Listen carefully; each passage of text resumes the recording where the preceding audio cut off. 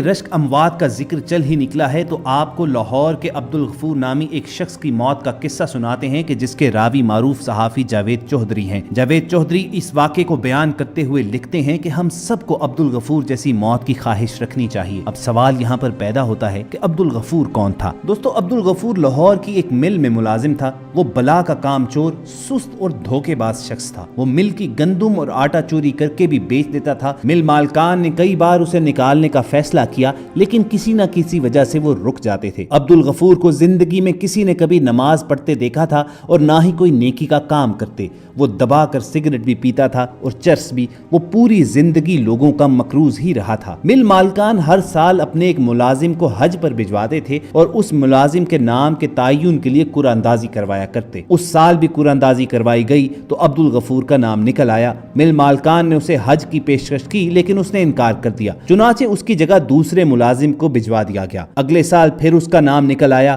عبدالغفور نے اس سال بھی انکار کر دیا۔ مل مالکان نے دوبارہ قرعہ اندازی کی، دوسری بار بھی اس کا نام آ گیا۔ پھر اس کے بعد تیسری قرعہ اندازی کی گئی تو پھر عبدالغفور کا نام آ گیا۔ تجربے کے طور پر مرتبان میں چوتھی مرتبہ عبدالغفور کا نام ہی نہ ڈالا گیا اور اس کی جگہ خالی پرچی ڈال دی گئی۔ چوتھی مرتبہ پرچی نکالی تو وہ خالی نکلی۔ گویا اللہ تعالیٰ ہر صورت عبدالغفور کو حج کروانا چاہتا تھا، لیکن وہ مان ہی نہیں رہا تھا۔ اس کا کہنا تھا کہ مجھے تو نماز بھی نہیں آتی، میں حج کر کے کیا کروں گا؟ آخر کار مل مالکان نے اس کے ساتھ ایک سودا کیا۔ انہوں نے کہا کہ اگر تم اس برس حج پر چلے جاؤ تو تمہیں پورے سال کی تنخواہیں اضافی دے دی جائیں گی۔ چنانچہ وہ لالچ میں آ گیا۔ اس کے لیے مولوی صاحب کا بندوبست کیا گیا۔ مولوی صاحب نے اسے نماز اور حج کا طریقہ سکھایا، دعائیں اور آیتیں یاد کروائیں اور اسے حج پر روانہ کر دیا گیا۔ عبدالغفور وہاں گیا، حج کیا، طواف الوداع کیا، عشاء کی آخری نماز پڑھی، سجدے میں گیا اور سجدے ہی میں انتقال کر گیا۔ وہ مرنے کے بعد دیر تک سجدے میں پڑا رہا۔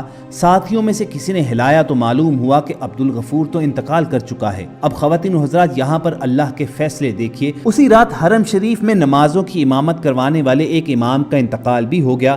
اگلی صبح امام کعبہ کا جنازہ تھا۔ عبدالغفور کی میت بھی امام کعبہ کے ساتھ حجر اسود کے سامنے رکھ دی گئی اور لاکھوں حجاج نے اس کا جنازہ پڑھا۔ اس کی تدفین اور میت کے بارے میں اس کی بیوی سے پوچھا گیا تو اس کی اہلیہ کا کہنا تھا کہ اللہ تعالیٰ نے اگر اسے خانہ کعبہ بلایا ہے تو پھر اس کی تدفین بھی مکہ میں کر دی جائے۔ چنانچہ اس کی اجازت سے اس کی تدفین مکہ مکرمہ میں کر دی گئی۔ عبدالغفور کے مرنے کے بعد اس کی بیوی نے ایک عجیب بات بتائی۔ اس کا کہنا تھا کہ عبدالغفور میں کوئی خوبی ایسی نہیں تھی اور نہ ہی اس نے زندگی میں کبھی کوئی نیکی کی تھی کہ اللہ تعالیٰ اس کے مرنے کی جگہ خانہ کعبہ منتخب کرتا، لیکن اس میں ایک اچھی عادت ضرور تھی۔ ہمارے محلے میں ایک خوبصورت بیوہ تھی، یہ جوانی ہی میں بیوہ ہو گئی تھی۔ محلے کے تمام آوارہ لوگ اس پر بری نظر ڈالتے تھے۔ اس عورت کی 2 چھوٹی چھوٹی بیٹیاں تھیں۔ مکان تو اس کو اس کا مرحوم خاوند دے گیا تھا، مگر گھر کے اخراجات چلانے کے لیے کافی مشکل رہتی تھی۔ وہ اپنی بیٹیوں کو پڑھانا چاہتی تھی اور اس کے لیے دوسروں کے گھروں میں کام کرنے جاتی تھی، لیکن وہ جہاں جاتی تھی لوگ وہاں اس کی عزت پر ہاتھ ڈال دیتے، چنانچہ وہ کام چھوڑنے پر مجبور ہو جاتی۔ عبدالغفور کو معلوم ہوا تو وہ معاشرے کے سامنے اس بیوہ عورت کے لیے ڈھال بن گیا۔ اس نے اسے اپنی منہ بولی بہن بنا لیا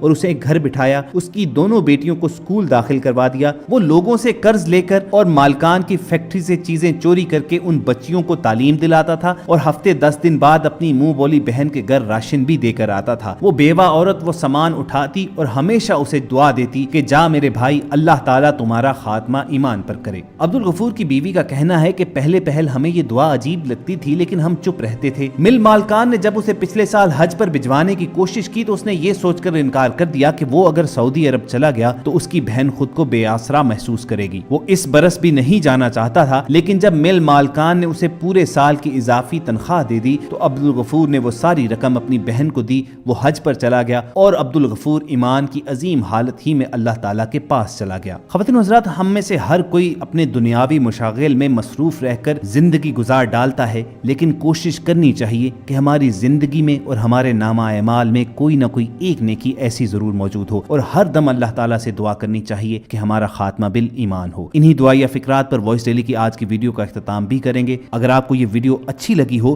تو اظہار پسندیدگی کا ثبوت یہ ہو سکتا ہے کہ آپ اس ویڈیو کو لائک کر کے فیس بک اور واٹس ایپ کے ذریعے زیادہ سے زیادہ لوگوں کے ساتھ شیئر کریں، اور ایسی ہی تاریخی، معلوماتی اور اسلامی ویڈیوز حاصل کرنے کے لیے آپ ریڈ بٹن پر کلک کر کے اور بیل آئیکن کو پریس کر کے وائس ڈیلی کے سبسکرائبر بن جائیے۔ بہت جلد کسی اور انفارمیٹیو سیشن میں دوبارہ آپ سے ملاقات ہوگی. اپنا اور ارد گرد کے لوگوں کا خیال رکھیے اور سنتے رہیے وائس ڈیلی.